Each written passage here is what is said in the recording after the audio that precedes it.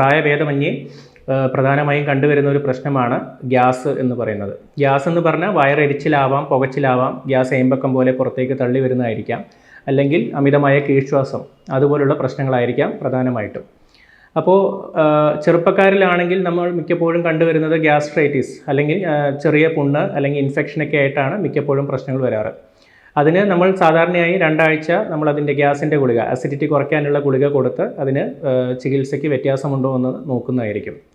ഈ 2 ആഴ്ചയ്ക്കുള്ളിൽ തീരെ വ്യത്യാസമില്ല എന്ന് തോന്നുകയാണെങ്കിൽ അവർ തീർച്ചയായും എൻഡോസ്കോപ്പി പോലുള്ള ടെസ്റ്റുകൾക്ക് വിധേയമാവേണ്ടതാണ്. എൻഡോസ്കോപ്പിയോട് നമ്മൾ ഉദ്ദേശിക്കുന്നത് ഇതേ പ്രശ്നങ്ങൾ കൊണ്ട് തന്നെ ആമാശയത്തിലുള്ള മുഴകളും ചെറുകുടലിലുള്ള തടസ്സങ്ങളും ഇതേ കുഴപ്പം കൊണ്ട് തന്നെ വരാം.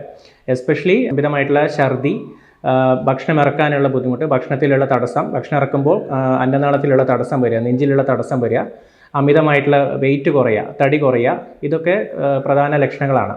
പിന്നെ പാരമ്പര്യമായിട്ട് ആമാശയത്തിലോ ചെറുകുടലിലോ എന്തെങ്കിലും തടസ്സങ്ങൾ, ക്യാൻസറുകളൊക്കെ ഉള്ള അസുഖങ്ങളുള്ള ആൾക്കാരാണെങ്കിൽ തീർച്ചയായും അവർ വളരെ നേരത്തെ തന്നെ എൻഡോസ്കോപ്പി ചെയ്തിരിക്കേണ്ടതാണ്.